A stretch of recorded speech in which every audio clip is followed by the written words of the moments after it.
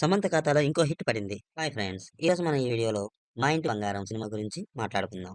ఒక మంచి family స్టోరీతో lady oriented action మూవీగా సెంటిమెంట్‌తో పాటు కామెడీని కూడా జతకలిపి డైరెక్టర్ నందిని రెడ్డి చేసిన ప్రయత్నం చాలా వరకు ఫలించిందని మనం చెప్పొచ్చు. మూవీ స్టోరీ విషయానికొస్తే 1990స్ నేపథ్యంలో సాగే ఈ కథలో సమంత తన భర్తతో కలిసి తొలిసారిగా అత్తగారింటికి వెళ్తుంది. వీళ్ళది లవ్ మ్యారేజ్ అవడం వల్ల ఆమెను అంగీకరించని ఆ కుటుంబ సభ్యుల మనసు గెలుచుకోవాలనే ప్రయత్నంలో భాగంగా సమంత వాళ్ళ సాంప్రదాయాలు తెలుసుకొని, వాళ్ళకి నచ్చినట్లుగా ఉండాలని చాలా కష్టపడుతుంది. సమంతకు తన భర్తకు గూడా తెలియని ఒక గతం ఉంటుంది. ఆమె గతం ప్రెజెంట్ ఆమెను చాలా వెంటాడుతుంది. అయితే ఇంతకీ ఆమెకున్న గతం ఏమిటి? కరుణ అనే వ్యక్తి ఆమె జీవితంలోకి ఎందుకు తిరిగి వచ్చాడు? సమంత తన కుటుంబాన్ని కాపాడుకోవడానికి ఎటువంటి ప్రయత్నాలు చేసింది? అనేదే ఈ మూవీ. అయితే ఈ మూవీ ఎలా ఉంది? ఒక్క మాటలో చెప్పాలంటే ఈ మూవీ మొత్తానికి బలం సమంత. ఆమె కోడలుగా తన కుటుంబాన్ని మెప్పించే ప్రయత్నంలోనూ, శత్రువులను ఎదుర్కొనే యాక్షన్ సన్నివేశాల్లోనూ పూర్తిగా ఒదిగిపోయింది. ముఖ్యంగా చీరతో యాక్ట్ చేయడం సినిమాకు ప్రత్యేకతను తీసుకొచ్చింది. మూవీ ఫస్ట్ హాఫ్ అంతా చాలా కామెడీగా సాగిపోతుంది. అత్తింటి సభ్యులతో సమంతకు ఎదురయ్యే చిన్న చిన్న సమస్యలు, శ్రీముఖి పాత్రలో పోటీ, మంజుష పాత్రతో స్నేహం ప్రేక్షకులను బాగా నవ్విస్తాయి. ఫైటింగ్ సీన్స్ కూడా చాలా బాగా డిజైన్ చేశారు. Bus fight, car chase,